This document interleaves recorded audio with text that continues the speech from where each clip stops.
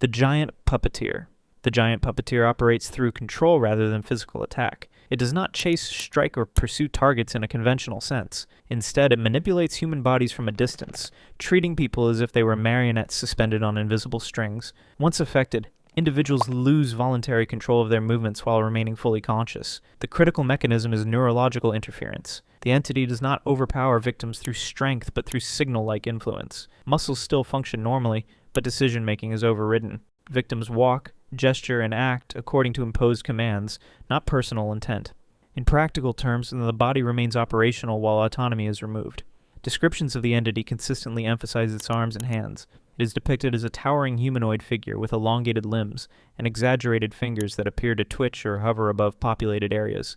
Facial features are either absent or obscured, reinforcing that identity and expression are secondary to function. The hands are the primary instrument of control. The threat posed by the Giant Puppeteer is not immediate death, but forced participation. Victims may be compelled to harm themselves or others without resistance, turning public spaces into staged performances. The danger lies in the loss of agency, rather than physical destruction, making survival irrelevant if control cannot be resisted.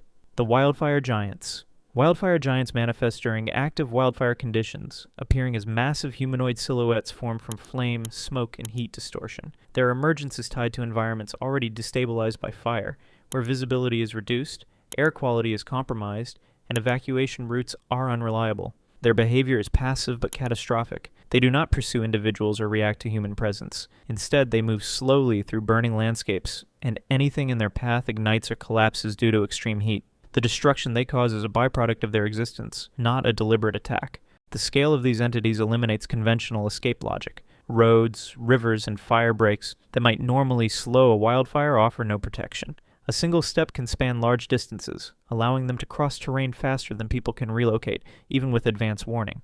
Eyewitness accounts often describe an absence of sound. Despite their size, wildfire giants are silent, with no stomping or roaring. This lack of auditory warning makes them difficult to detect until they are already close, blending into smoke-filled skies where their outlines are mistaken for clouds or columns of fire. Siren Head. Siren Head is a towering skeletal entity characterized by a humanoid frame and a pair of industrial sirens mounted where a head should be. It is typically reported in remote areas such as forests, abandoned towns, or rural infrastructure corridors, where its height allows it to rise above tree lines and buildings. The primary danger mechanism is auditory deception. Siren Head broadcasts a range of sounds including emergency alerts, air raid sirens, distorted voices, and fragments of human speech. These sounds are used to attract attention, lure individuals closer, or create confusion about the nature of the threat.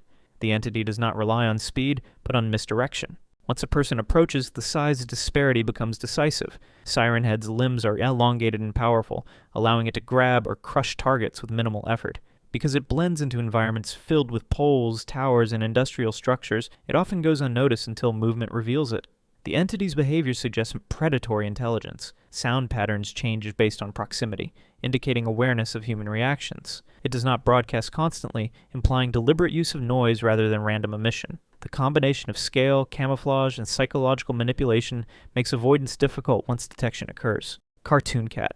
Cartoon Cat presents as a two-dimensional, rubber hose-style cartoon character rendered into three-dimensional space. Its appearance mimics early 1930s animation. Aesthetics, with exaggerated limbs, oversized eyes, and an unnaturally wide smile. This visual contrast is intentional, placing a familiar, harmless style into environments where it does not belong. The entity's defining trait is physical impossibility. Cartoon Cat can stretch, compress, flatten, or contort its body in ways that ignore anatomical structure and physics.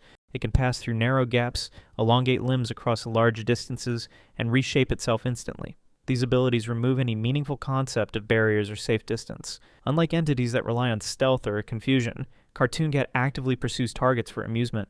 It exhibits awareness of fear responses and appears to escalate its behavior when victims attempt to flee or hide. The exaggerated movements are not random, but are used to maintain constant visual dominance. The threat is amplified by unpredictability. There are no consistent rules governing its movement, strength, or limits. Attempts to trap, restrain, or outmaneuver it fail because the entity can simply redraw itself into a new configuration. Survival depends less on planning and more on being ignored, which the entity does not reliably do. Bridgeworm. Bridgeworm is a colossal serpentine organism that disguises itself as infrastructure, most commonly long suspension bridges or elevated roadways. From a distance, it is indistinguishable from a normal crossing. The illusion only fails once weight, vibration, or prolonged traffic activates it. The core threat mechanism is structural mimicry. The creature's body forms the roadway itself, with cables, guardrails, and support beams functioning as external anatomy. Vehicles and pedestrians are not entering a hunting ground. They are already on the organism. By the time the deception is noticed, escape routes are limited or non-existent. Activation occurs gradually. Movement across the bridge triggers subtle shifts. Cables tighten, surfaces flex, and sections begin to separate.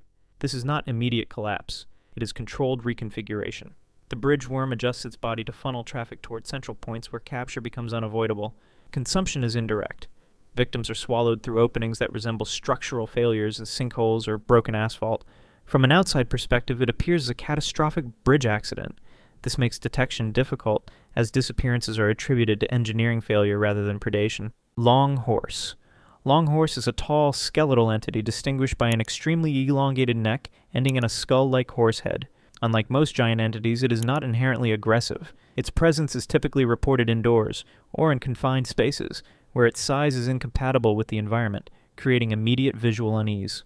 The entity's primary function is warning rather than attack. Longhorse appears before or during catastrophic events, positioning itself in hallways, stairwells, or doorways. It does not pursue or interact physically. Its role is to signal that danger is imminent, even if the nature of that danger is unknown. Movement is slow and deliberate. The neck bends and coils to navigate tight spaces, often emerging from ceilings or corners that should not accommodate such length.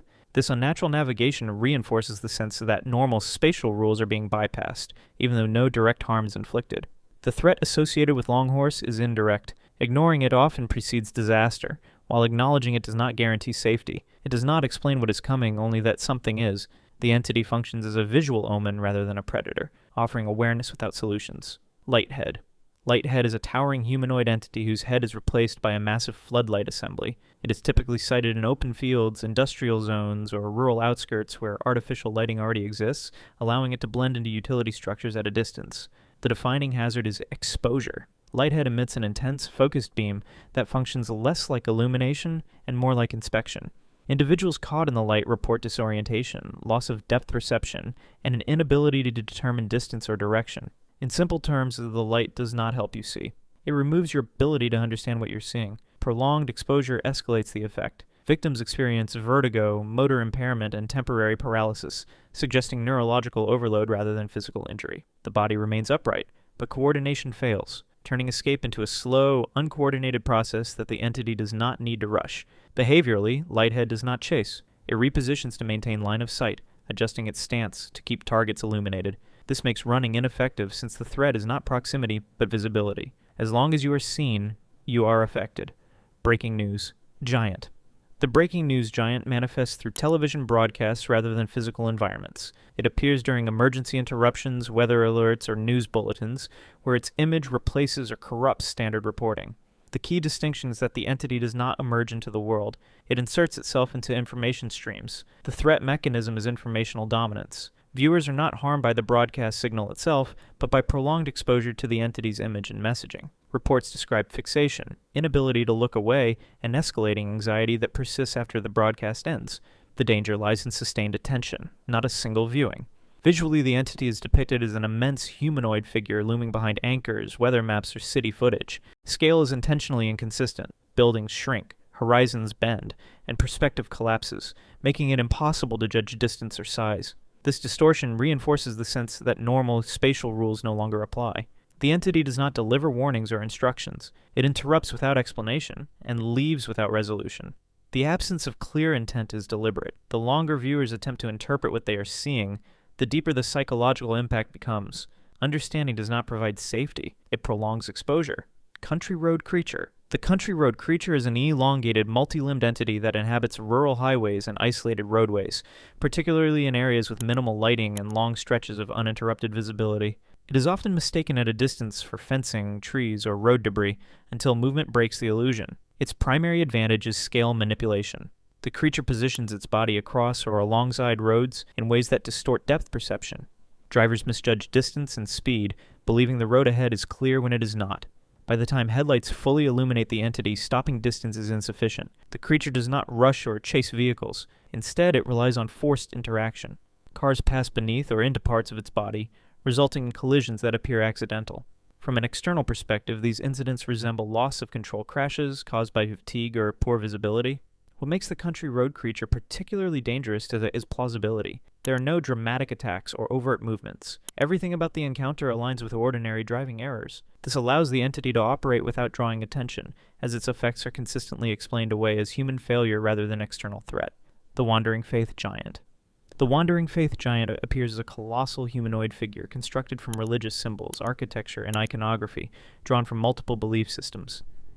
Churches, statues, crosses, spires, and fragmented sacred imagery form its body, often mismatched and partially eroded. It is typically sighted moving slowly through populated areas rather than remote locations. Its primary mechanism is ideological pressure. The entity does not attack physically. Instead, its presence induces overwhelming feelings of guilt, obligation, fear of judgment, or submission in those who observe it. These reactions intensify the longer it remains in view, suggesting a psychological influence tied to belief conditioning rather than threat of force. Behaviorally, the giant does not respond to resistance. Prayer, protest, avoidance, or confrontation produce no observable change. It continues moving at a steady pace, disregarding individuals entirely. This lack of interaction reinforces the imbalance. People react strongly, while the entity does not react at all. The danger lies in behavioral collapse. Individuals exposed for extended periods abandon routines, decisions, or personal agency in favor of appeasement behaviors. This can include refusal to act, fixation on perceived wrongdoing, or surrendering control to authority figures. The entity causes no direct destruction, yet consistently destabilizes communities by eroding autonomy through belief reinforcement.